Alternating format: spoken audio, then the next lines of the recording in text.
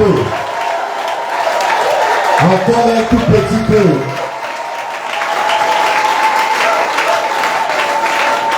Amen, amen. Amen. Le païen peut crier, on entend seulement, mais quand le chrétien crie, le mur peut se renverser. On est dans les Écritures, non? Est-ce qu'on peut renverser le mur dans la porte de notre Seigneur? Est-ce qu'on peut crier pour la gloire de Dieu? Est-ce qu'on peut lancer un cri de guerre? Pendant que tu cries, les portes s'ouvrent. Pendant que tu cries, les portes sont en train de s'ouvrir. Pendant que tu cries, les mauvaises portes se ferment et les bonnes portes s'ouvrent. Non, tu n'as pas encore crié. Tu n'as pas encore crié. Même si tu ne vois pas, mais tu peux crier. Même si tu ne vois pas encore, mais tu peux crier. Même si tu ne vois pas encore, tu peux crier. Bartimée ne voyait pas encore, mais il a crié. En criant, il a sauvé les yeux. Est-ce qu'on peut encore crier? Pendant que tu cries, les murailles s'écroulent. Pendant que tu cries, les clés sont libérés pour que les peuples, dans les cieux, sur la terre et sous la terre, dans les eaux, dans les airs, sont en train de s'ouvrir. Alléluia. Alléluia. Alléluia. Maintenant nous allons prier pour que le roi de gloire fasse son entrée. Amen. Disons encore Amen. Il y a des portes passagères. Il y a des portes éternelles. Dis Amen. Dis on dit porte éternelle, élevez vos linteaux. Attention, c'est linteau déjà la marque de Jésus. On déjà le sang de Jésus. Et que le roi de gloire fasse son entrée. Tu es cette porte éternelle. Est-ce qu'on peut élever la voix pour que le Christ, la véritable porte, fasse son entrée au sein de l'assemblée de ce soir? Quand l'homme de Dieu va prendre la parole et que la parole s'exprime pour la gloire de celui qui a donné la parole. Est-ce qu'on peut crier? Dans l'heure de presse, il criait à l'Éternel, et l'Éternel n'envoya pas la parole, mais il envoya sa parole. Et sa parole les guérit, et sa parole les délivre, et sa parole les libère, et sa parole les récupère, et sa parole les relève, et sa parole les restaure, et sa parole les repositionne, et sa parole les élève, et sa parole les appelle, et sa parole, sa parole, sa parole, sa parole, sa parole, sa parole qui est écrite au fond. Disons Amen. Est-ce que nous sommes prêts à recevoir l'homme de Dieu? Amen. Disons encore Amen. Il doit perdre des kilos avant de nous quitter. Amen. Disons Amen. Disons Amen. Disons Amen. Dites Docteur Patrick. Docteur Patrick. Par la grâce de Dieu. Par la grâce de Dieu. Si toutes les portes spirituelles. Qui sont fermées devant nous. Ne s'ouvrent pas. On ne te lâchera pas.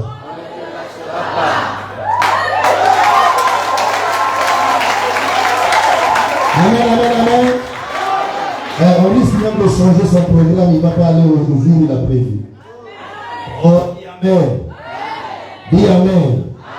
On le garde pendant les élections et après les élections. Ah, dis Amen. Alors pendant que l'homme de Dieu s'approche, on le reçoit avec honneur digne d'un roi de Dieu, d'un serviteur de Dieu, d'un appelé de Dieu, et de moi recevoir l'homme de Dieu. Gloire au Seigneur.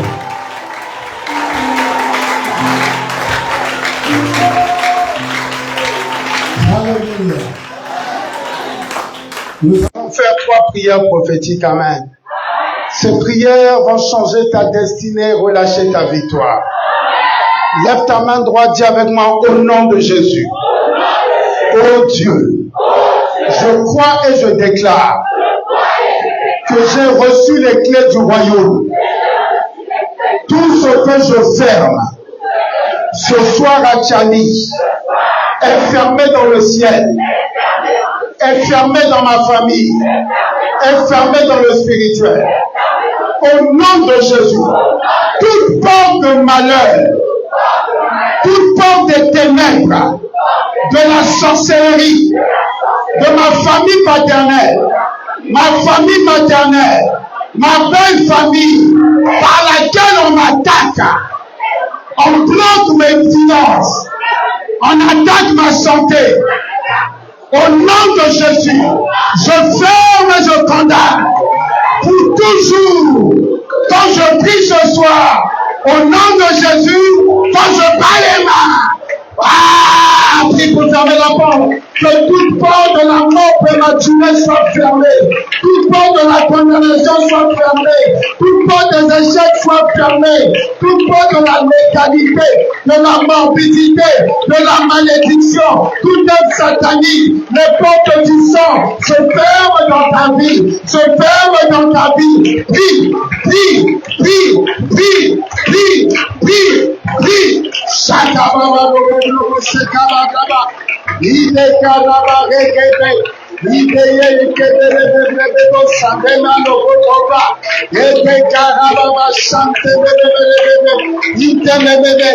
prière est la clé. Puis, ta prière est la clé. Ta prière ferme la porte par laquelle on t'a fatigué jusqu'à maintenant, jusqu'à ce soir. Prie au nom de Jésus. Prie au nom de Jésus. Prie au nom de Jésus.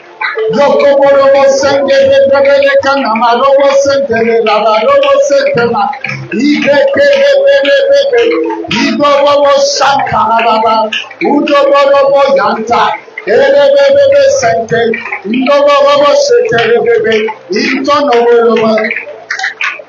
Ta prière est exaucée, dit devant fire. Tu es plus que vainqueur au nom de Jésus. Ta prière a fermé la porte par laquelle la sorcellerie t'espionnait au nom de Jésus. Ton amen a mis le feu à cette porte au nom de Jésus. Ta prière a fermé par la porte par laquelle on attaquait tes enfants. On envoyait des maladies dans ta maison. On limitait les études de tes enfants. Ton amen met le feu à la porte. On dit amen comme un tonnerre. Ta prière vient de fermer toute porte de la sorcellerie. Qu'elle soit dans le ciel, sous la terre, sous les parois de ta maison, elles sont fermées pour toujours quand tu dis amen. Lève la main droite, deuxième sujet de prière. Dis au nom de Jésus, j'ai les clés du royaume. Toute porte que je ferme ce soir à Tchali est fermée dans le spirituel, est fermée dans le monde des ténèbres. Oh Dieu, toute porte par laquelle l'esprit de mort, les maris de nuit venaient m'attaquer, les démons, les esprits des ténèbres passaient pour m'attaquer pendant mon sommeil, pendant le jour, pendant la nuit. Toute porte par laquelle les démons, les esprits mauvais rentraient dans mes rêves pour me donner à manger, pour coucher avec moi, je la ferme au nom de Jésus. Au nom de Jésus, je la ferme, je la condamne. Quand je bats les mains, au nom de Jésus, bats les mains, bats les mains, bats les mains, bats les mains.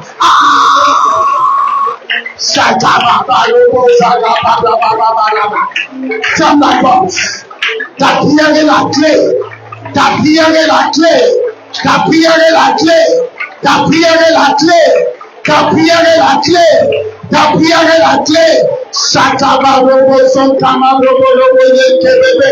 Ido kama laba. Erebobo santa. Erekete kebe robo yonkelebebe. Ferme. Ferme la porte. Ferme la porte. Ferme la porte. Ferme la porte. Ferme la porte. Ferme la porte. Ferme la porte. Ferme la porte. Ferme la porte. Ferme la porte. Au nom de Jésus. Il va là-bas. Et Rebecca 5 la porte est fermée quand tu dis Amen. Ta prière a mis le feu à toute porte démoniaque qui a influencé ta vie. Dis Amen. Tes rêves sont sécurisés à partir de ce soir. Et on ne pourra plus t'attaquer par les rêves. On ne pourra plus t'envoûter par les rêves. Ta victoire est totale quand tu dis Amen. Nous allons faire la dernière prière. Tu as fermé la porte de la sorcellerie. Tu as fermé la porte par laquelle les démons et les forces des ténèbres passent. Tu vas fermer une porte très importante. Une porte qui agit beaucoup dans notre saison. Qui influence nos vies, nos maisons et nos familles. Une porte qui, en ce moment, dans le monde entier, est très puissante et elle influence et contrôle le monde entier. Si tu suis les actualités, tu vas te rendre compte par les actualités que la magie noire bat son plein dans le monde dans lequel nous vivons. Des choses terribles et abominables qui révèlent les activités des élites. Et ça réduit le peuple de Dieu, ça attaque l'église et ça limite ta destinée. Mais tu as les clés et la victoire au nom de Jésus. Ton amen a activé la clé qui te manquait. Lève la main et dis au nom de Jésus. Oh Dieu, au nom de Jésus, j'ai la clé. Ce que je ferme ici maintenant est fermé dans ma maison, est fermé dans ma vie, est fermé dans mon travail.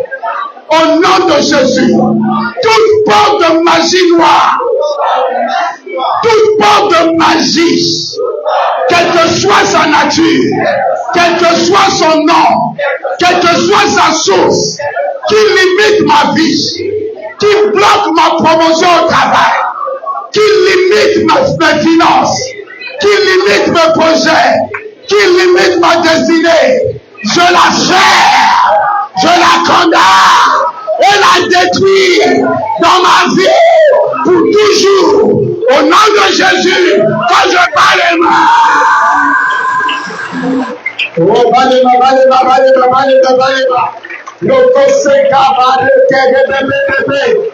ferme la porte de la franc-maçonnerie, ferme la porte de l'ésotérisme, ferme la porte de la magie, ferme la porte des influences, ferme la porte de Maïkari, ferme la porte du fétichisme, ferme la porte du maraboutage. Ta prière est la clé, ta prière est ta puissance, ta prière est ton autorité. Prie, prie, prie. Oh, Pakalabase. Il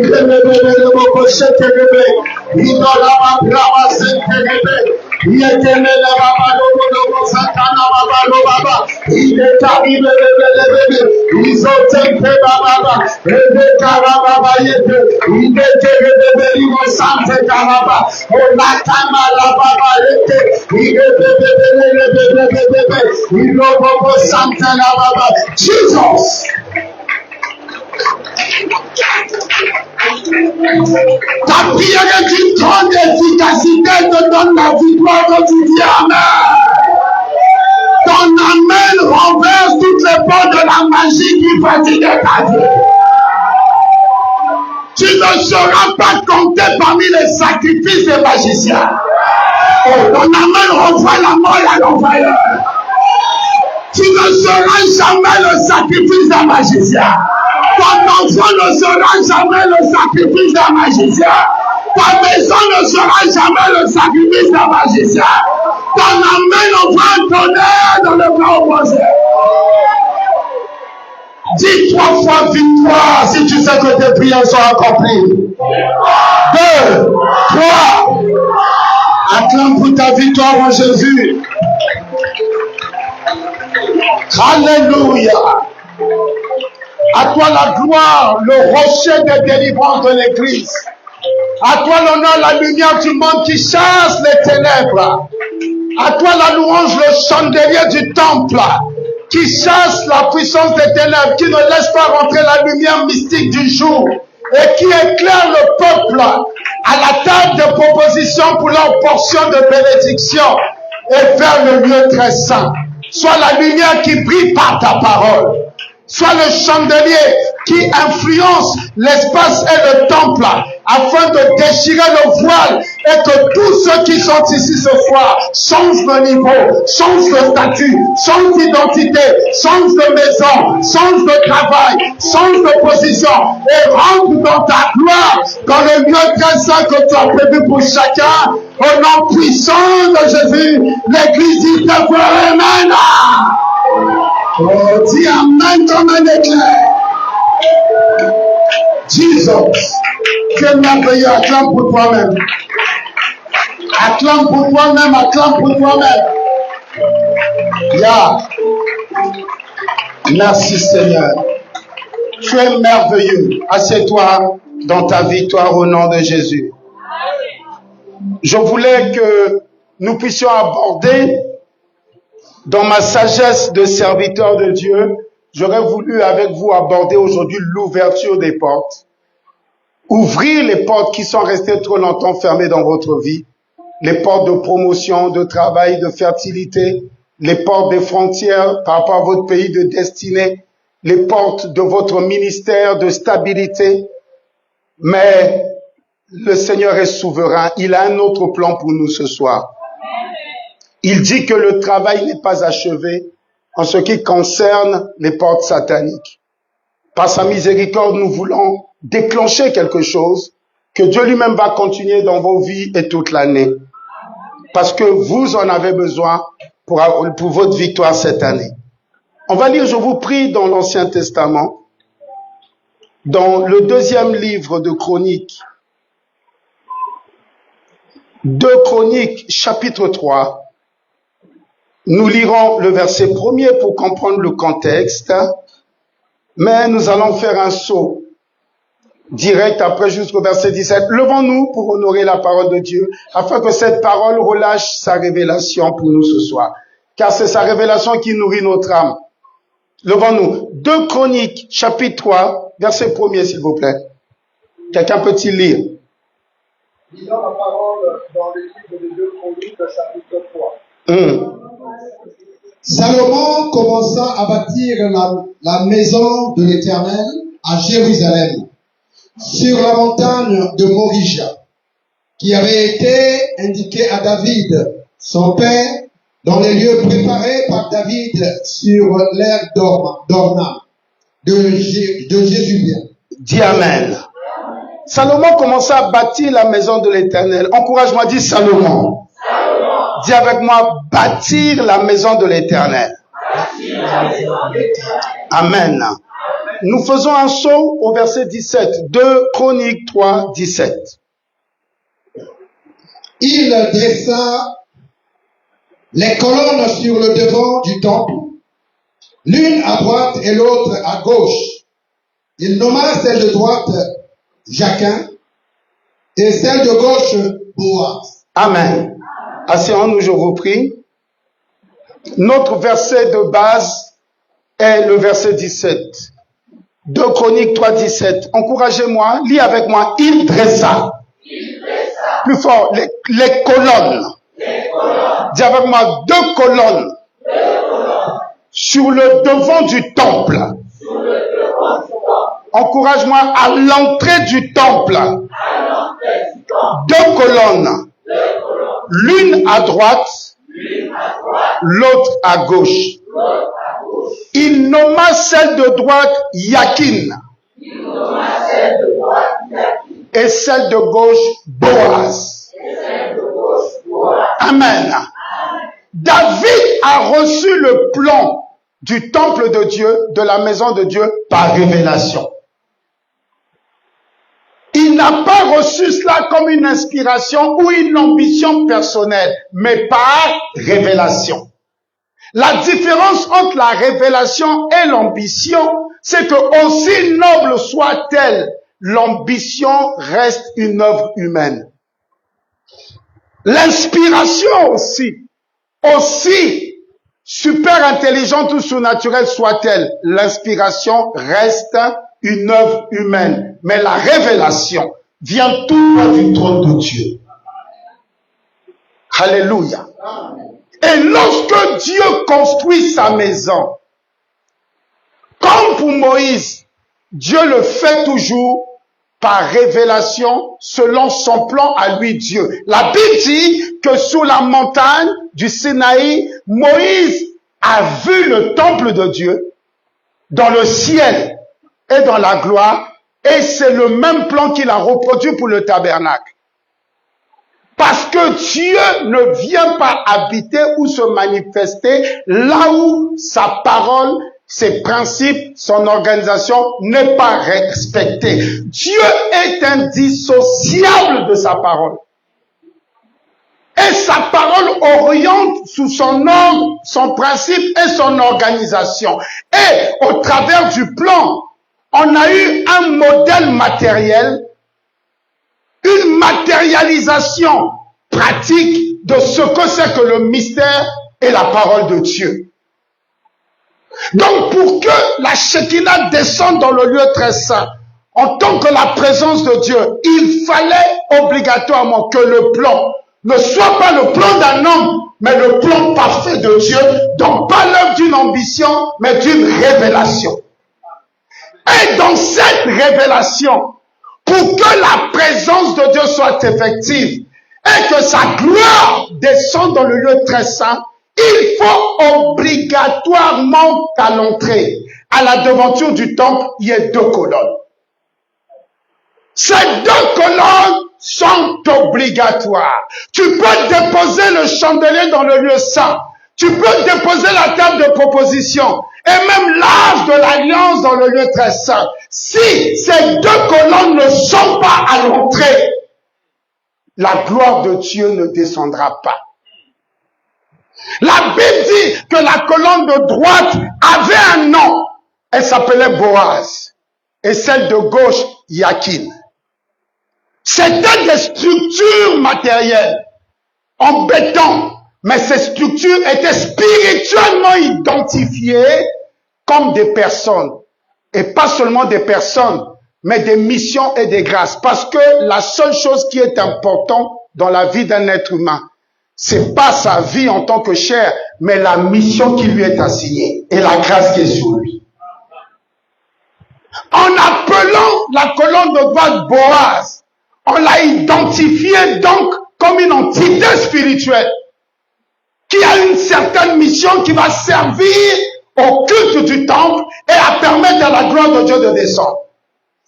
Et en appelant celle de Yakin, c'était pour le même objectif.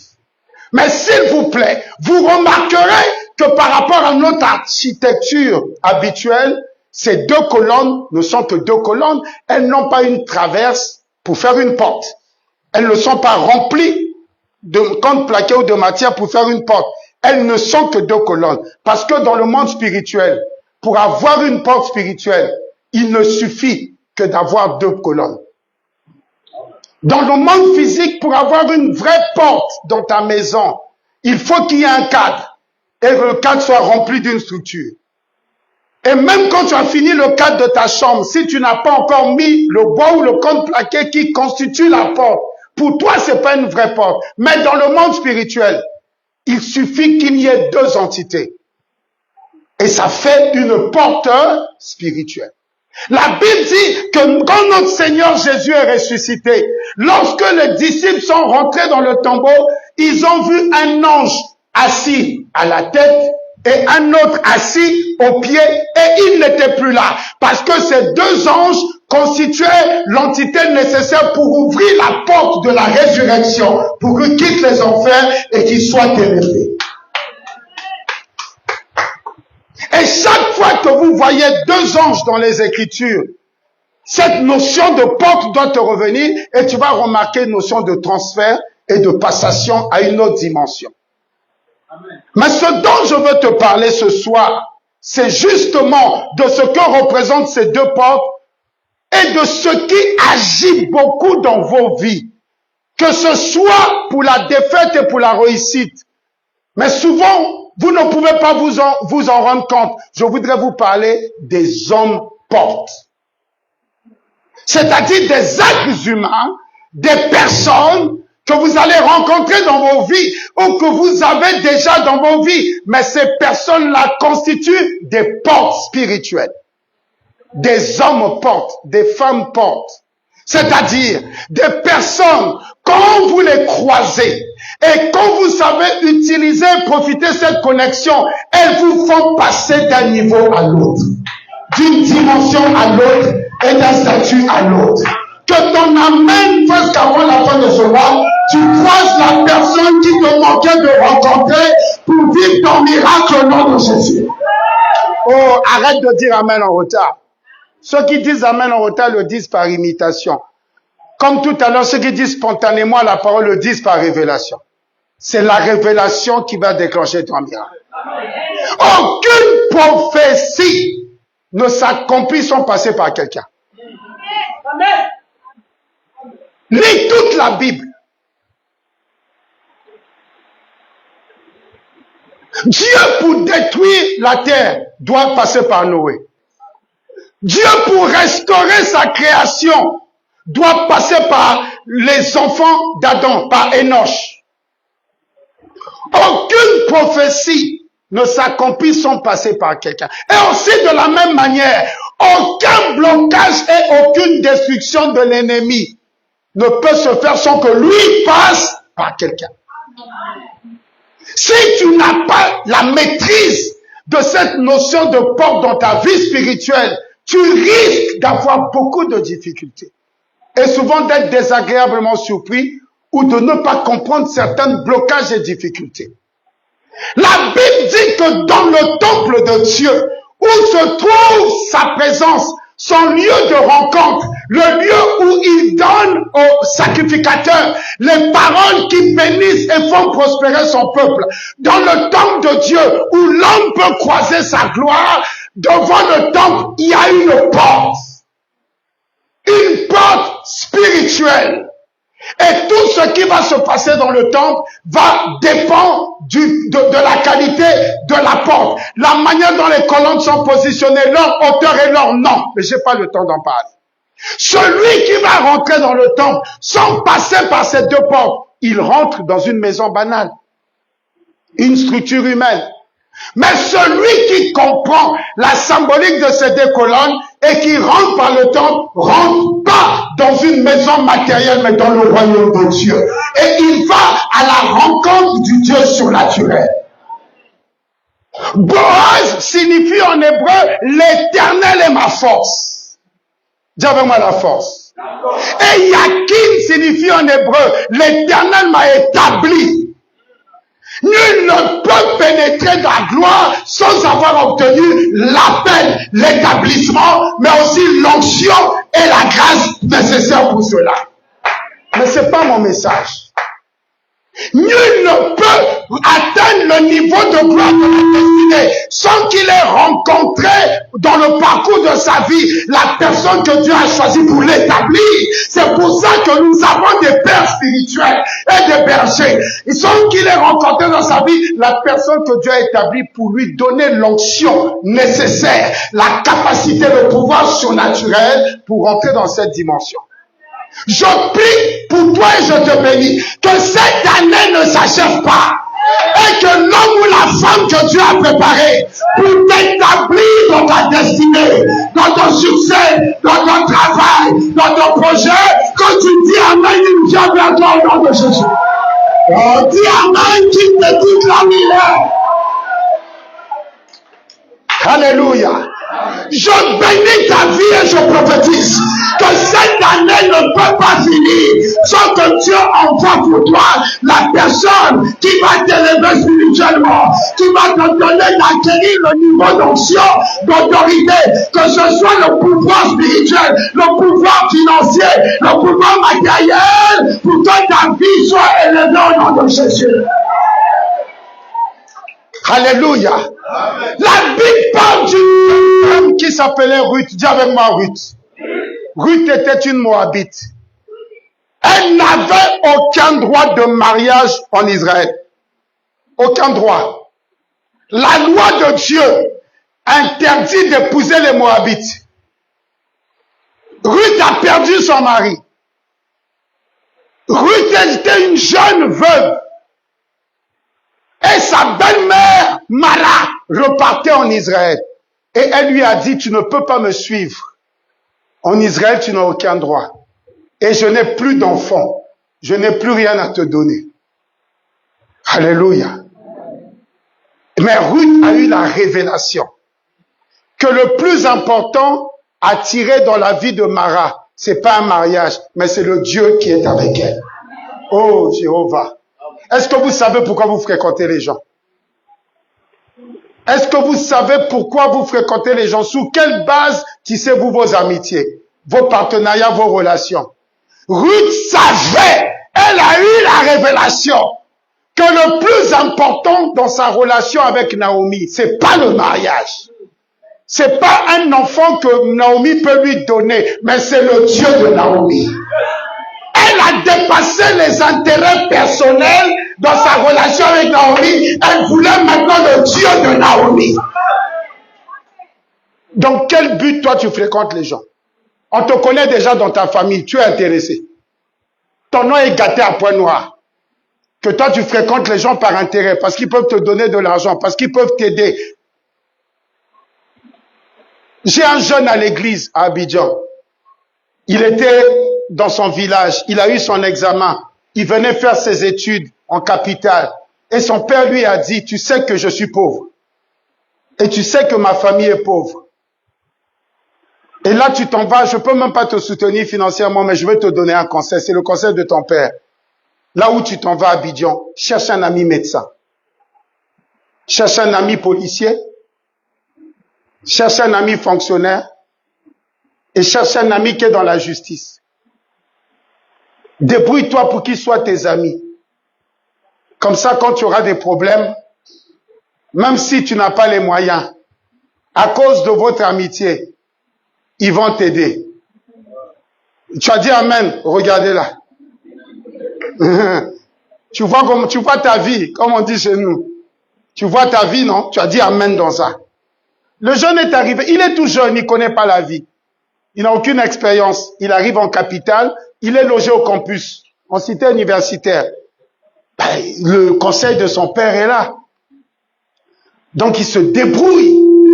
Il se débrouille pour marcher avec les enfants de bonne famille, les enfants de politique, les enfants de riches. Il se débrouille, il fait la courbette. Et il a pu attraper un ami policier, un ami qui est en fac de médecine. Il a attrapé aussi le fils d'un riche. Il s'est mis à leur service. Des amis de même promotion, ils ont le même âge, mais lui, il soulève leur sac.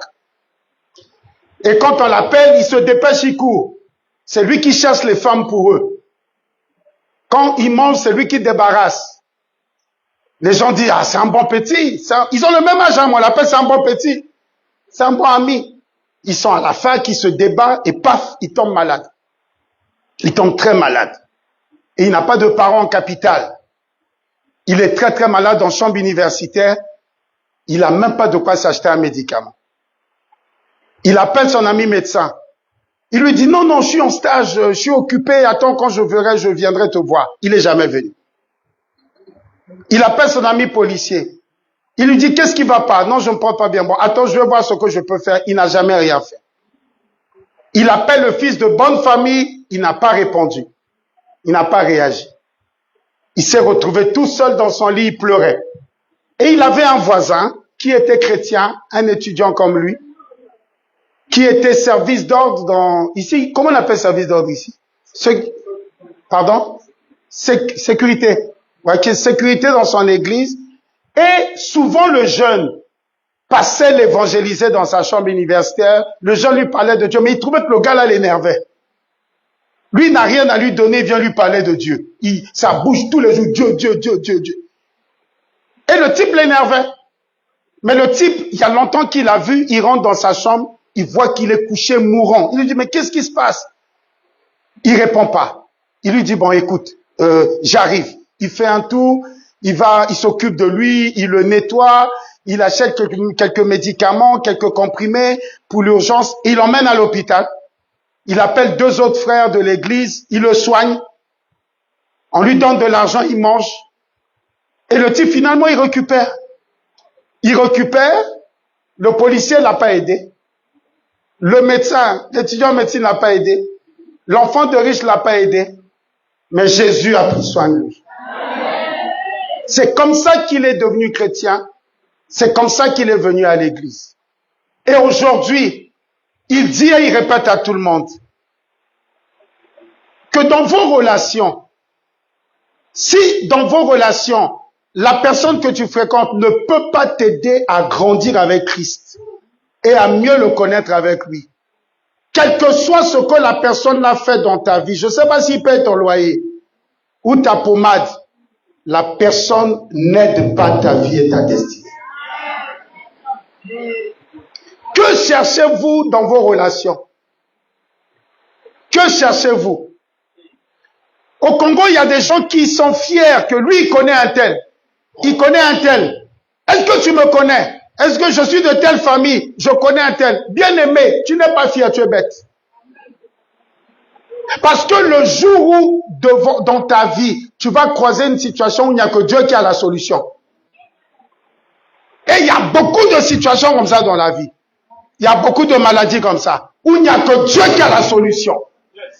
Tu vas comprendre que fréquenter ce qui te permet de grandir avec Christ, c'est le meilleur investissement dans tes relations. Que ton amène te donne des femmes fortes, des hommes forts. Cette année, qui vont te propulser dans ta destinée quand tu dis Amen. Alléluia. Je suis béni de fréquenter le docteur Sosa. Oui, je suis béni. Je connais beaucoup de pasteurs. Je connais des grands pasteurs. Je bénis Dieu pour la vie de l'apôtre Akabe qui est là, pour la vie du pasteur Jean-Jacques. Je connais beaucoup de pasteurs. Je connais des grands pasteurs de tous les pays. Mais ce n'est pas n'importe quel homme de Dieu à qui tu te frottes et qui t'édifie et te rend meilleur. Tu es béni d'avoir le docteur Sosa. Si tu n'as pas compris ça, change d'église, tu vas comprendre. Si tu n'as pas compris ça, laisse-toi avoir par ceux qui jouent sous l'apparence et sous ceux qui excitent les foules. Tu vas comprendre. C'est Dieu qui donne l'argent. C'est Dieu qui donne les opportunités. C'est Dieu qui donne la réussite. Ce que tu cherches, un homme ne peut pas le donner pour toi. C'est Dieu qui donne le mariage. Ce n'est pas en devenant maîtresse que tu auras le mariage demain.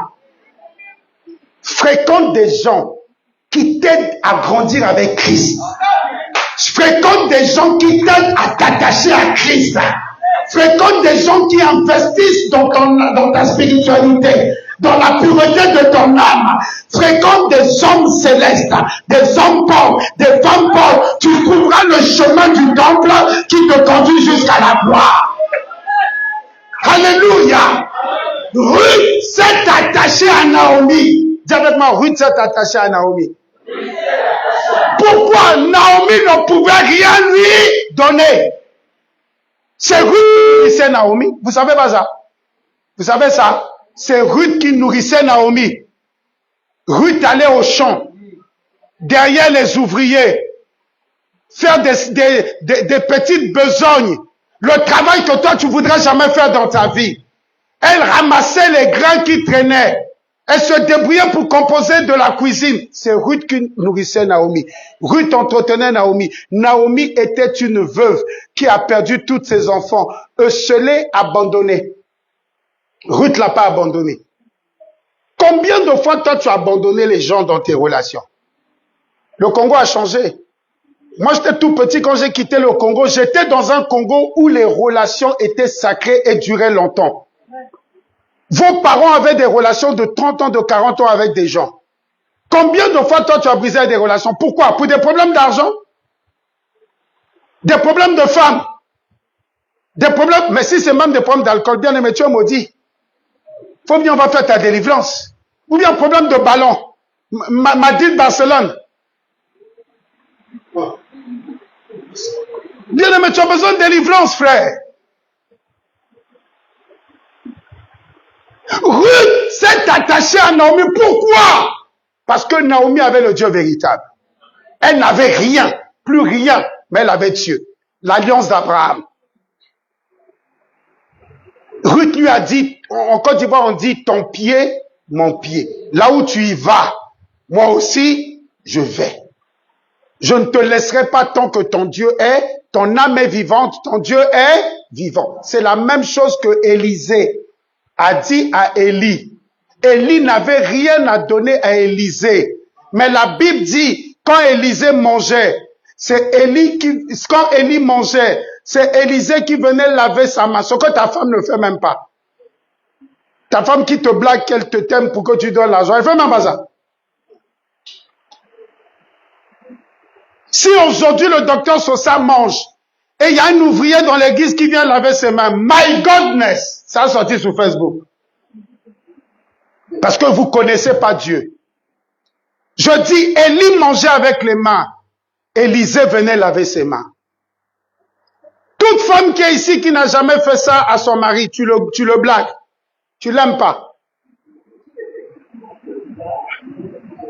J'ai lancé un défi dans l'air. Alléluia. Je dis, son père spirituel mangeait avec les mains. Il venait laver ses mains. Ça, pourquoi ça te fait mal quand on paye le loyer du pasteur? Pourquoi ça te fait mal quand ta femme, en tant que le pasteur a un problème dans la maison, son enfant n'est pas scolarisé et elle envoie un peu d'argent? Pourquoi ça te fait mal quand ton mari veut renouveler la chaussure du pasteur? Ça te fait mal parce que tu ne connais pas Dieu, tu n'es pas converti. Tu n'aimes pas les choses de Dieu. Ça te fait mal quand tu vois quelqu'un se lever dans l'église, prendre un appel, donner 500 000, 1 million pour régler un problème de Dieu, parce que tu es trop intéressé.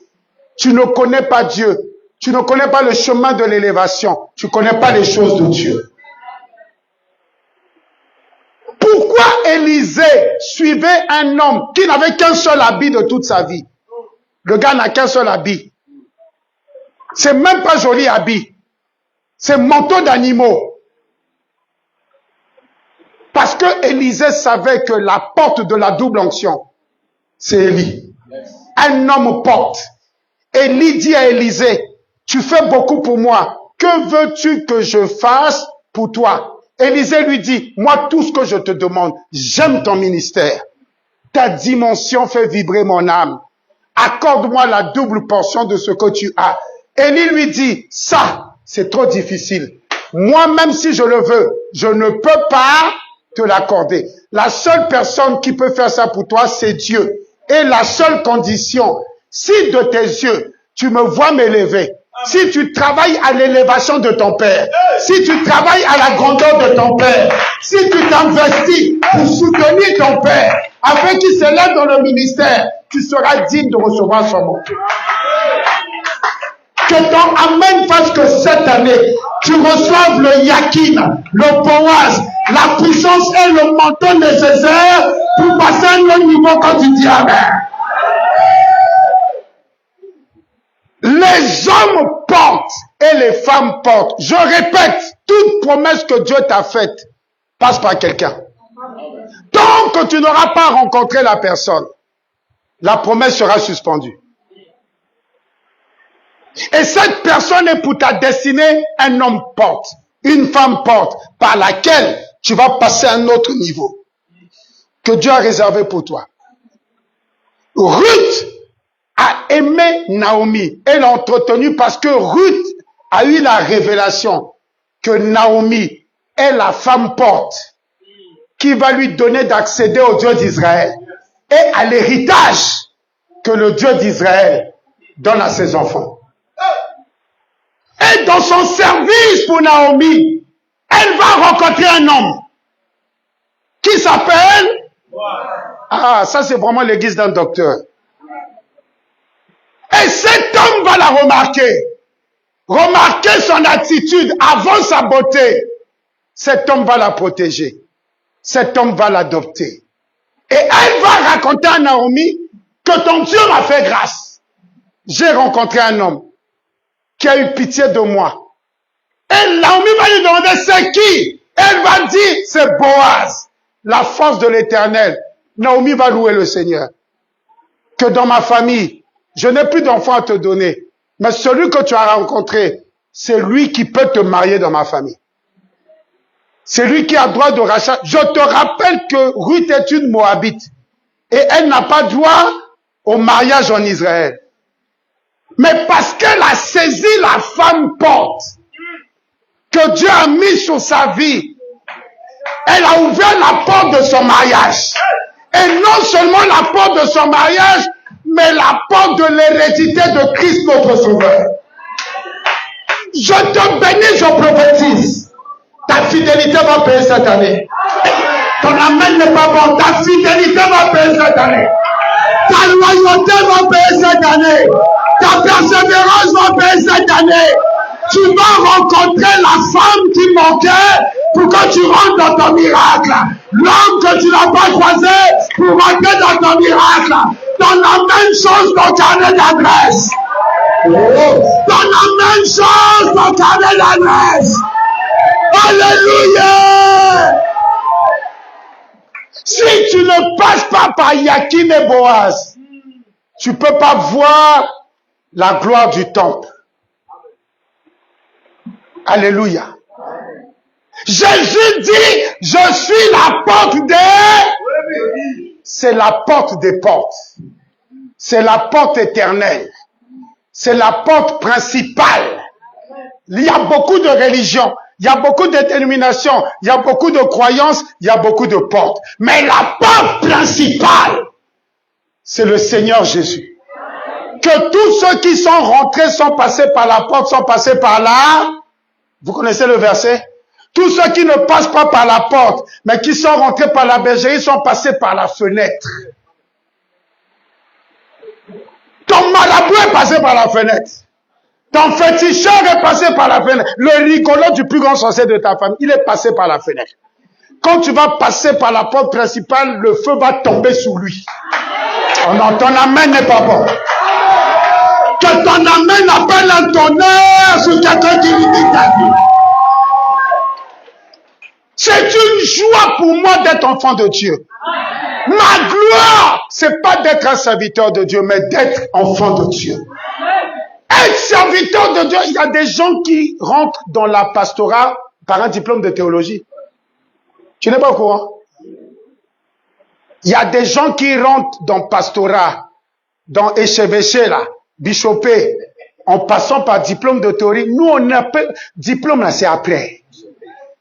On est passé par la nouvelle naissance, on est passé par la conversion, le brisement, le renoncement, le baptême de feu, la consécration, ceux qui sont de Dieu à acclamer.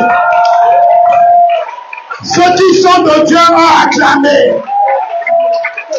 Alléluia! C'est la porte principale qui garantit la gloire que tu vas croiser devant. Il y en a qui rentrent dans le mariage par le maîtressage. Je sais pas, on va appeler ça comme ça. Les cours de rattrapage. Il y en a qui rentrent dans le mariage en commençant maîtresse. Et il y en a qui, c'est-à-dire que toi, tu fais ton mariage dans le mariage de ta sœur. Et tu pries, tu jeûnes qu'elle meure pour la remplacer dans le foyer. Il y en a qui rentrent comme ça. Ça, c'est pas porte principale, ma sœur. Il y en a qui rentrent par le mariage, par les fiançailles, par la chasteté, par la sainteté, par les conflits qu'on règle. Tu as envie d'abandonner, de décourager, mais tu te souviens que l'engagement est plus important que le sentiment. Tu regardes à Dieu, tu regardes pas à l'homme. Et après un jour, la dot arrive, la mairie arrive, et devant tu verras la chose finale au nom de Jésus. Oh, il y a beaucoup de femmes qui n'ont pas dit Amen. Ma soeur, si tu n'as pas dit Amen, celui qui est à côté de toi va te regarder bizarrement. Ce qui est important, c'est la porte. Jésus est la porte principale de tous les domaines de ta vie. Il est la porte principale pour ton travail, pour ta richesse, pour ton salut, pour ton mariage. Si tu marches dans sa parole, tu respectes ses principes, il est la porte principale qui va te conduire à la gloire, à la Shekinah. La fenêtre va te priver de la gloire. La fenêtre, c'est les raccourcis, les chemins faciles. J'ai toujours dit, si vous entendez qu'un pasteur est allé prendre un fétiche pour réussir dans le ministère, c'est le plus bête de tous les pasteurs. Je suis sérieux. C'est le plus bête de tous les pasteurs. Tout pasteur qui est allé prendre un fétiche, rentrer dans la maçonnerie ou en autre chose pour réussir dans le ministère est plus que bête. Et d'abord, il n'a jamais connu Dieu. Parce que là-bas où tu vas, le niveau qu'on va te donner, nous, avec le jeûne, la prière, la persévérance, la loyauté, le combat jusqu'au son, on va dépasser ce niveau, à un niveau que toi, tu n'atteindras jamais, là où tu allais vendre ton âme. Je te rassure, toi qui m'écoutes, c'est Jésus ou rien. C'est la porte principale de ta vie. Quel que soit le temps que ta marche prend, tu finiras dans la gloire. Parce que tu marches avec Jésus et parce que tu es passé par Jésus. Quel que soit le temps, ton élévation viendra. Ta guérison viendra. Ton mariage viendra. Et ce sera pour la gloire. Ta promotion viendra. La manière dont tu acclames, tu seras acclamé avant la fin de l'année. Et la gloire de Dieu sera ta portion. Alléluia! C'est quand tu passes par la porte principale que tu rencontres la gloire. C'est-à-dire, c'est quand tu passes par la porte principale que ta bénédiction ne se fait suivre d'aucun chagrin. C'est quand tu passes par la porte principale que ta bénédiction ne fait que prospérer. Elle est sécurisée. Elle est protégée. Personne ne peut t'arracher ce que Dieu t'a donné. Personne ne peut déstabiliser ton foyer. Personne ne peut casser ton travail. Parce que Christ devient la fondation de cette bénédiction. Quand tu es passé par ses principes et sa parole, tu es passé par la porte principale. J'ai un ami qui est un grand officier dans ce pays. Je ne veux pas citer son nom, je n'ai pas de problème. Il ne faut pas m'arrêter à l'aéroport. C'est un grand tricheur à l'école. Le type, il avait onction de triche. Mais il y a encore des gens qui trichent ici. Il triche, il triche. Et il est tellement habitué à la triche qu'il n'a plus la force d'étudier. Tous ses diplômes sont faux. Le seul vrai diplôme qu'il a, c'est PPC. On appelle ça BMG. BMG. Ceux qui ne connaissent pas BMG, là, quand je parle, là, non, vous devez baisser vos têtes. Vous êtes des enfants. En Côte d'Ivoire, on dit respectez ceux qui ont vécu. Le seul vrai diplôme qu'il a, c'est BMG. Tous les autres sont faux. C'est un grand officier. Un grand officier, dans sa famille, il est respecté. Il n'y a pas de réunion sans lui. Il a toutes les femmes qu'il veut à Brazzaville. Mais quand il arrive au service, quand il faut faire les rapports là. Tu connais le rapport où Français te donne mot de tête là, tu connais ça, non? Il y a les Français techniques, les rapports là. Il y a un petit lieutenant qui est là. Il appelle le petit pour faire ça à sa place. Il lui donne de l'argent. Au service, tout le monde sait ça. Il n'a aucune gloire. Vous savez, chers Africains, la réussite, c'est pas l'argent. La vraie réussite, c'est d'abord la dignité. Oui, vous avez beaucoup d'argent, mais si vous n'avez aucune dignité, vous n'avez aucune dignité, vous avez des milliards, mais aucune dignité, aucune valeur. Vous ne pourrez impressionner que les pauvres malheureux. Et faites attention, il y a même certains pauvres qui ont de la dignité. Il n'a aucune gloire. Il est rentré jusqu'au lieu très saint du commandement militaire, mais sans gloire, sans Shekinah. C'est un lieutenant qui fait ses rapports, qui fait ses discours. Mon colonel, il faut parler comme ça. Mon colonel, le mot là n'est pas français, mon colonel. Le type, il y a des gens dans ce pays, leur spécialité, ils finissent jamais une phrase en français. Ils finissent jamais une phrase en français. Il commence en français, il finit en lingala ou en Kituba. Parce qu'ils n'ont pas voulu passer par la porte normale. Je ne sais pas ce que tu cherches dans ta vie, mais que tu n'as qu'une seule porte qui va te donner la gloire. Le Seigneur Jésus. Que personne ne te séduise et que personne ne te trompe. Alléluia. Que avant la fin de ce mois, tu rencontres un homme qui va t'ouvrir une porte qui reste ouverte. Ton amen appelle cette personne vers toi. Que tu croises une femme qui va t'ouvrir une porte que ta famille ne peut pas t'ouvrir. Ton amen appelle cette femme dans ta vie. Alléluia.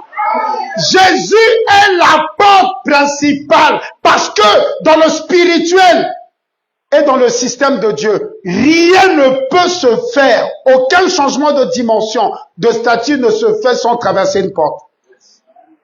La Bible dit que Jean a vu dans la révélation la nouvelle Jérusalem. Et elle avait combien de portes? Ah, ne gâtez pas le nom de mon docteur. Vous n'écrivez même pas. Après, je vous dis, vous oubliez. La nouvelle Jérusalem avait combien de portes? 12 portes. Et sur chaque porte, il y avait le nom d'un disciple du Seigneur. Ça voulait dire que ces portes-là étaient ses disciples-là. La nouvelle Jérusalem qui est le symbole du royaume de Dieu sur terre, nous y avons eu accès au travers du ministère et de sacrifice de ces 12 apôtres. Ça est la porte surnaturelle pour beaucoup de terres promises, beaucoup de jardins fertiles, de verts pâturages pour beaucoup de gens parmi vous.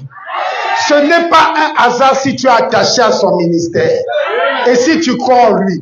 Le jour où tu réalises ça, ton ministère change. Nul ne peut réussir sans avoir une porte que Dieu a mis pour lui et sans être une porte pour ceux que Dieu lui a confiés. Chacun doit avoir son Paul et son Timothée. Toi, tu as Sosa comme ton Paul. Toi, tu as combien de Timothée? Tu as gagné combien de personnes dans l'église là? Ne baisse pas ta tête, c'est à toi que je parle. Tu suis qui? Tu évangélises qui? Tu pries pour qui? Tu réconfortes qui? Tu encourages qui? Tu as invité qui ce soir? Si tu es égoïste, Dieu va te résister. Si tu veux que la porte que Dieu a mise devant toi te donne beaucoup d'accès, toi aussi deviens une porte pour les gens que Dieu t'a confiés. Le temps me manque parce que le temps court. C'est ce qu'on appelle les hommes portes, les femmes portes. Ta mère qui t'a accouché a été la porte que Dieu a utilisée pour t'emmener dans ce monde. Tu me comprends? De la même manière que quand on te baptise par la porte des eaux, Jean-Baptiste était la porte d'identité de Jésus. Jean-Baptiste parlait d'un homme qu'il ne connaissait pas. Il ne connaissait que sa puissance, mais pas son identité. Jean-Baptiste connaissait bien Jésus, c'est son cousin. Ils ont 6 mois d'écart. Ils ont grandi ensemble. Ils ont partagé la même maison. Il le connaissait dans la chair, mais pas dans l'esprit. Et ce jour, il était au Jourdain. Il a vu quelqu'un venir dans sa gloire. Et quand il s'est rapproché, il s'est rendu compte que c'est son cousin. Pris de frayeur, il lui a dit, je ne suis pas digne. La révélation que j'ai de toi, je peux même pas te toucher. Je peux pas te baptiser. Mais le Seigneur Jésus sait, il n'y a qu'une seule porte pour son identité. Si Jean le baptise pas, il va rester le fils du charpentier. Il va rester le fils du charpentier parce que la porte de l'eau, je ne peux pas parler de ça ce soir, c'est celle qui dévoile l'identité. Il va rester le fils du charpentier. Quand Jean l'a baptisé, le ciel s'est ouvert, une voix a proclamé, voici mon fils. C'est pas le fils du charpentier. C'est mon fils bien-aimé.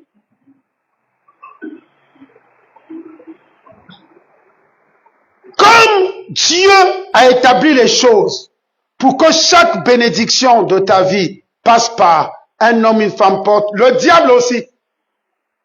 a mis des gens dans vos vies pour vous fermer la porte. Amen. Non, je dis amen, pas amen. Tu as vu, toi, tu connais pas la parole de Dieu. Tu veux gâter le nom de mon docteur ici. Tu es vaincu. Aman était la sentinelle qui fermait la porte de Mardoché pour l'accomplissement et la gloire. Tu connais pas l'histoire d'Aman et d'Esther? Ah.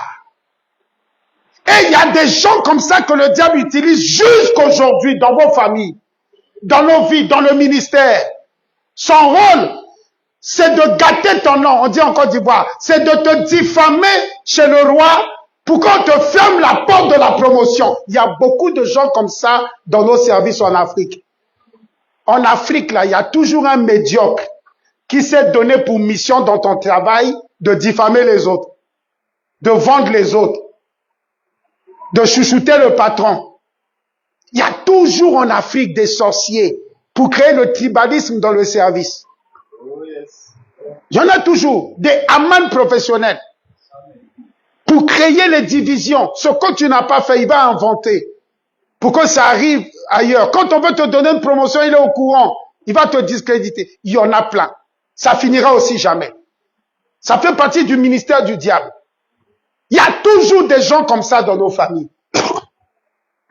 Il y a des choses qu'on dit dans ta famille qui ne sont pas vraies, mais qui sont restées sur toi, collées sous ton identité. Tu sais pourquoi? Il y a un amant dans la famille qui est allé inventer des histoires. Parfois, tu ne le connais même pas. Tant que tu ne vas pas le dévoiler, son ministère va continuer. Que Dieu t'ouvre les yeux. Car tout homme qui ferme la porte de ta destinée finira comme Aman cette année. Ton amen n'est pas bon pour attirer la vengeance de Dieu sur nous. Oui, l'ennemi travaille. Dans l'église, l'ennemi travaille. On a un grand ministère au Sénégal. En Côte d'Ivoire, en ce moment, on a 17 églises. Il y a même des pasteurs, leur travail, c'est d'aller discréditer d'autres pasteurs. Moi, j'ai toujours dit en Côte d'Ivoire aux Ivoiriens que moi, je bénis Dieu parce que je suis un étranger. Oui, l'une de mes plus grandes fiertés, c'est que je suis un étranger. Donc, j'ai plus de 20 pasteurs. Et parmi tous ces 20 pasteurs, il n'y a qu'un seul Congolais, mais qui a, son père travaillait en Afrique. Il a grandi en Côte d'Ivoire, donc il connaît même pas le Congo. Moi, je leur dis toujours, je suis content de ne pas être ivoirien parce que, vu vos mentalités, vous alliez penser que j'ai élevé un tel parce qu'on est du même village, j'ai élevé un tel parce qu'on est de la même région, j'ai élevé un tel parce que ma femme serait de la même région que lui. Mais comme vous n'avez pas ces arguments-là, vous savez qu'il faut travailler pour s'élever. Parce que les amans, il y en a partout. Éduquez vos enfants, faut pas qu'un de vos enfants devienne un aman par rapport à ses frères et sœurs. Il y a des gens qui prennent plaisir à diviser par la calomnie. Il y a des portes dont toi tu n'as plus accès parce que quelqu'un est passé derrière toi détruit ton nom. Tu n'étais pas au courant. Il y a des relations qui se sont brisées comme ça. Tu sais plus pourquoi. Il y a des gens que tu appelles, ils ne décrochent plus.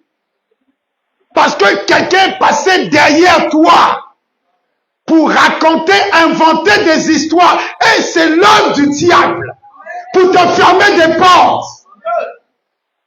Quand tu viens voir ton oncle, la personne qui peut t'aider, il te dit d'attendre. Il n'y a pas d'opportunité. En attendant, il a mis le frère de sa femme.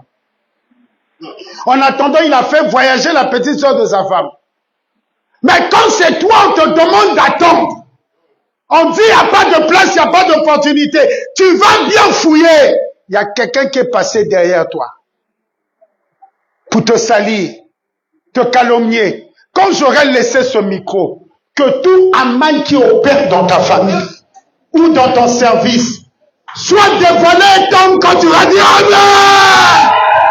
Jesus! Alléluia! Le diable sait que ta bénédiction passe par des portes, donc il met des pharaons. Dis avec moi pharaon. C'est des esprits qui utilisent des gens dans ta famille ou là où tu as des intérêts pour te maintenir en servitude, en esclavage. Bien aimé, il y a de l'esclavage moderne. Un travail où on ne te paye pas régulièrement. Il n'y a jamais de promotion. Un travail où tu t'épanouis pas, c'est de l'esclavage. Un travail où tu t'épanouis pas. Un travail qui vampirise ton temps, ton énergie, qui alimente le stress. Ton patron est un pharaon. Il y a des chefs de famille qui sont des pharaons. Toi, tu penses que la servitude, c'est quoi? On te met des chaînes, tu soulèves des briques. Tu penses que la servitude, c'est quoi? Là où tu ne t'épanouis pas, ton travail ne t'épanouit pas, tu ne te réalises pas, ton bien-être n'est pas alimenté, c'est de l'esclavage. Il y a même des maris qui sont devenus des pharaons pour leurs femmes. Les Congolais sont gentils. À Abidjan, les femmes allaient crier « Ouais !» Les Congolais n'aiment pas dévoiler leur mari. Mais il y a des frères pharaons. Ils sourient jamais à la maison. S'ils sourient, c'est pour crier ou frapper. C'est le lion de la tribu de la maison. Le type est méchant jusqu'à... Il est méchant vers sa femme, méchant vers ses enfants. On lui demande de l'argent pour habiller les enfants, ça devient un problème. Mais il a l'argent pour boire, le mystère du Congo. Au Congo, te dit quelqu'un te dit qu'il a des problèmes, mais il est assis quelque part, il boit. Frère, quelqu'un qui a des problèmes ne boit pas 6 bouteilles. Il trouve l'argent pour boire 6 bouteilles. Pharaon est l'esprit qui utilise des gens pour te maintenir dans ton statut actuel. Pour que tu n'aies jamais de la liberté de l'épanouissement. T'empêcher d'aller acquérir des biens pour servir ton Dieu. Il se tient à la porte de la mer Rouge pour t'empêcher de trouver la liberté et de rentrer dans ton sacerdoce. Ils sont nombreux dans nos familles, nombreux dans nos vies. Mais le Dieu que tu écoutes par la parole qui te vient vers toi, cette parole vient en mission. Elle vient en mission pour libérer ta destinée et ton futur. Ton amène envoyé un tonnerre sur Pharaon. Je prie pour ta vie ce soir. J'invoque la puissance du sang de Jésus. Que le sang de l'agneau relâche ta vie et ta destinée. Que tout esclavage s'arrête ce soir quand tu dis Amen. Que les obstacles naturels comme la mer Rouge s'ouvrent quand tu traverses. Quand tu traverses du chômage au travail, du célibat au mariage, du péché à la sainteté, de la médiocrité à la grandeur, ton amène tes lancers Pharaon au nom de Jésus. Christ a affranchi pour la liberté. Tu n'as pas à te remettre sous le joug de quelqu'un ou un joug particulier. Je n'ai pas le temps de parler de Laban, mais je veux parler de Goliath. Goliath est une porte. Cette porte s'est fermée pour Saül, son ministère est fini. Cette porte s'est ouverte pour David, sa royauté a commencé. Ton attitude devant la porte détermine ton futur et ta destinée. Goliath était une porte. Saül a tremblé devant cette porte. Il était paralysé. L'onction royale était sur lui comme la clé, mais il a refusé de l'utiliser. David avait 16 ans, il n'a pas pris la guerre, il est venu. L'onction royale était sur lui.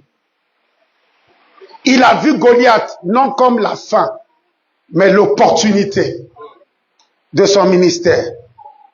Il a manifesté sa foi, il a débloqué la clé. Sa royauté a commencé. Ce jour-là, la royauté de Saül est finie. Le défi que tu vis actuellement est une porte. La maladie que tu traverses est une porte. Le problème que tu as dans ton foyer est une porte.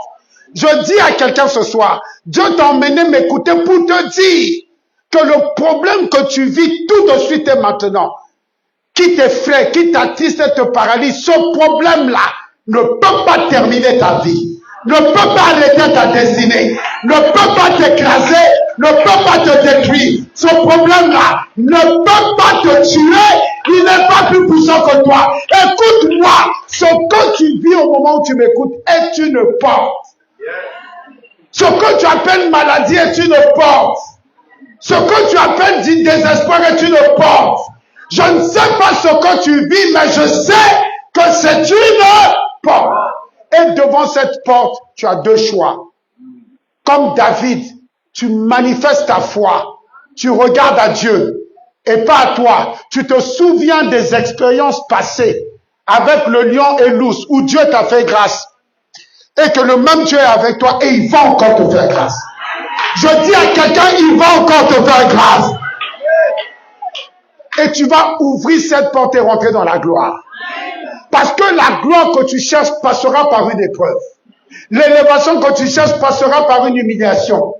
Le miracle que tu cherches passera par un test. Ce que tu vis tout de suite, c'est ton test. Ne pleure pas, n'accuse pas quelqu'un, ne cherche pas un bouc émissaire, ne t'éloigne pas de l'église, ne cherche pas une solution facile. Manifeste ta foi. Traverse cette porte, ta gloire est derrière, la gloire est derrière toi. Alléluia.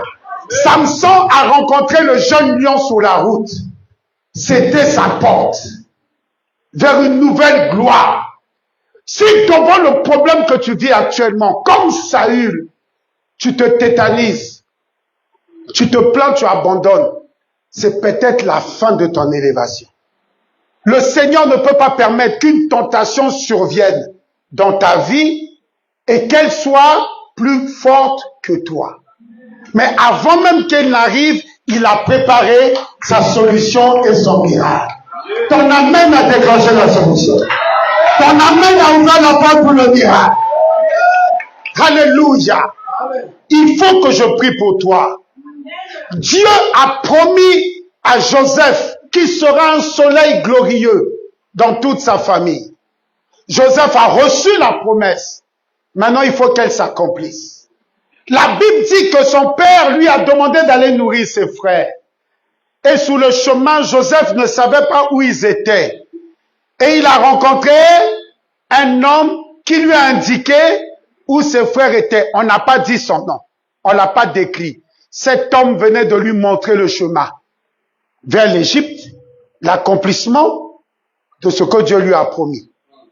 Il était la porte de cet accomplissement. La Bible dit que Saül cherchait les ânesse de son père. Il ne pouvait pas les retrouver parce que dans une ville où il n'y a pas de route et de goudron, des animaux qui ne marchent jamais en ligne droite vont s'égarer. Tu ne peux pas les retrouver. Tu ne sais pas où ils sont. Mais dans sa volonté en marchant, il rencontre Samuel qui lui donne les brebis et lui ouvre les chemins de la royauté. Le temps me manque pour te parler de tous ces hommes et de toutes ces femmes portes. Mon ministère a connu un homme porte, mon père spirituel apôtre Tambloukoki. Et la dimension que j'ai aujourd'hui par la miséricorde de Dieu, je l'aurai jamais.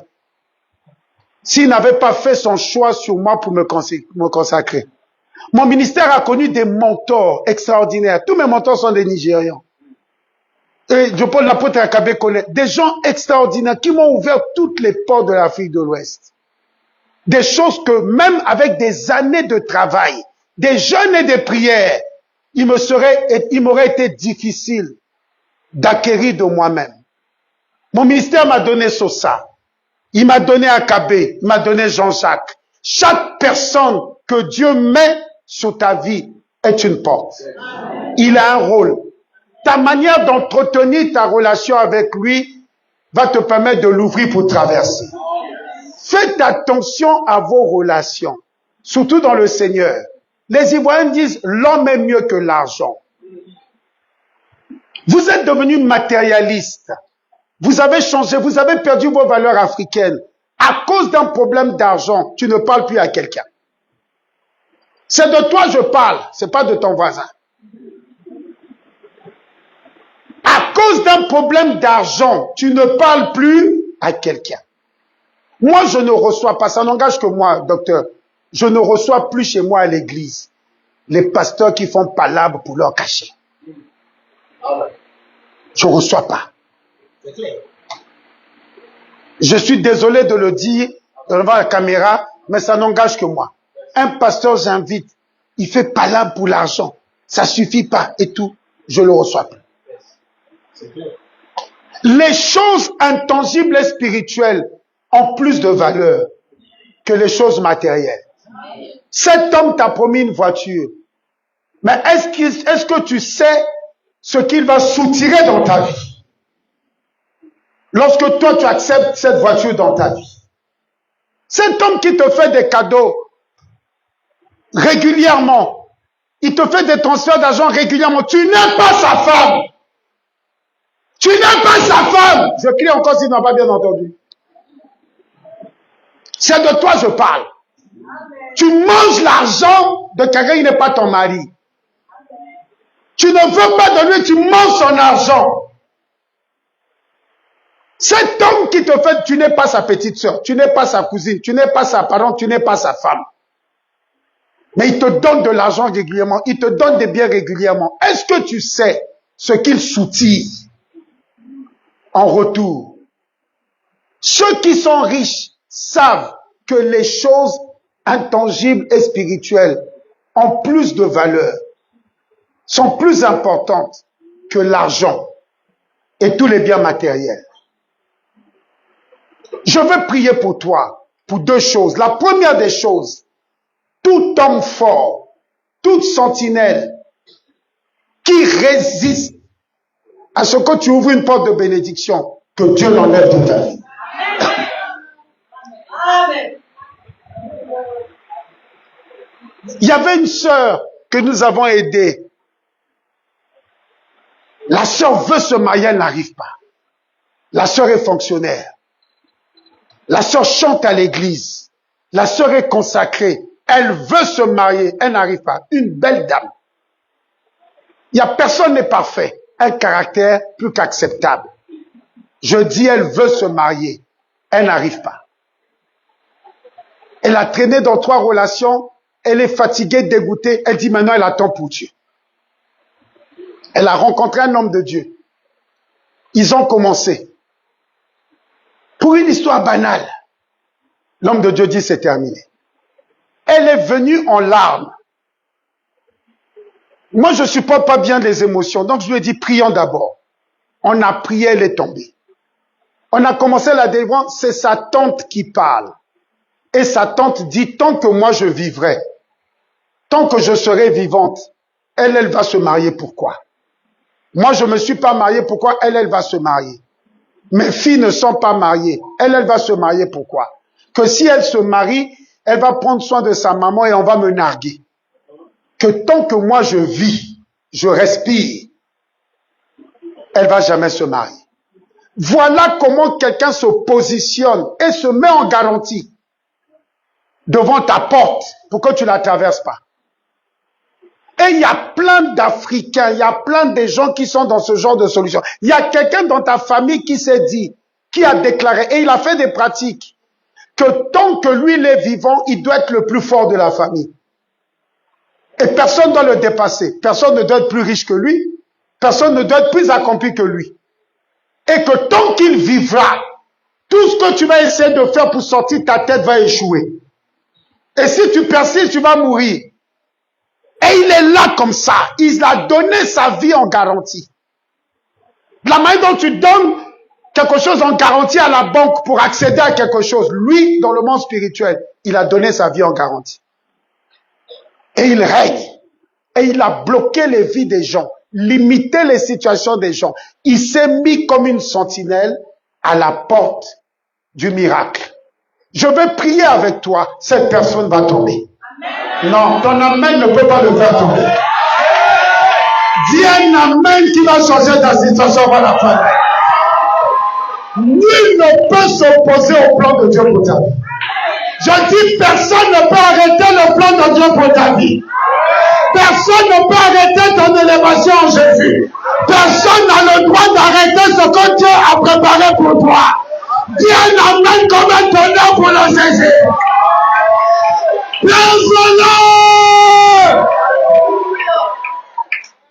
Il y a des hommes et des femmes qui se sont mis devant ta porte. Il y a des pasteurs, docteurs, qui se sont établis le meilleur du pays. Et tout pasteur qui prospère dans un coin, il le combat. Oui. Pourquoi le pasteur ne passe pas par lui? Et le pasteur a plus de fidèles que lui. Le pasteur fait des programmes plus intéressants que lui. Or, lui, il s'est établi sous le pays. Et que quand le président veut voir les pasteurs, il doit passer par lui. Quand quelqu'un parle de pasteur, on doit passer que par lui. Il devient un persécuteur. Dans son propre camp. Il y a tellement de gens comme ça. La plupart du temps, ton blocage, il y a vos enfants n'arrivent pas à avoir des examens, n'arrivent pas à avoir du travail. La plupart du temps, ton blocage n'est que la conséquence d'une réalité comme ça dans le spirituel. Mais tu as les clés. Oh, je pensais que tu avais les clés. Je dis tu as les clés. Ce que tu vas ouvrir va s'ouvrir. Personne ne pourra empêcher que ça s'ouvre. Celui qui va empêcher l'ouverture va tomber au nom de Jésus. Dis un amen qui va tomber quelqu'un. Dis un amen qui envoie un tonnerre dans le bras ennemi. Au nom de...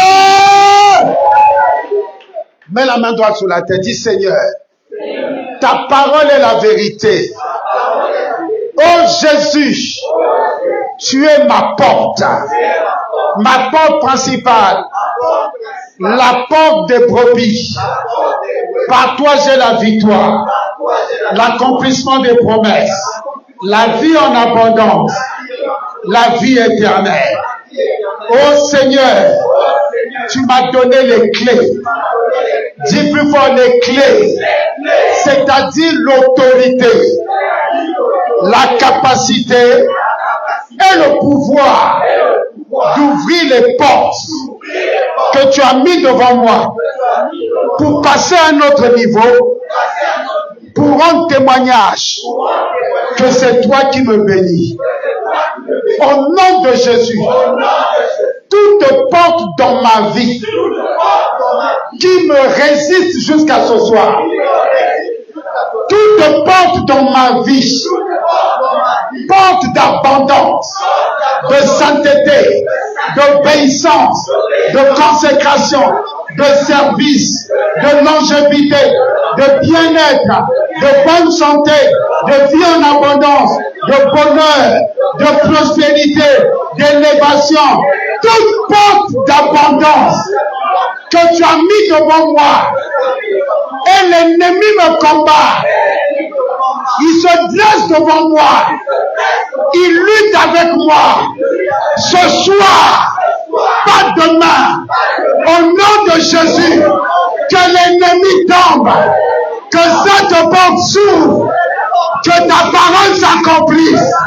Quand je prie ce soir, au nom de Jésus, Yababa, prie avec moi, prie, ouvre cette porte qui te résiste.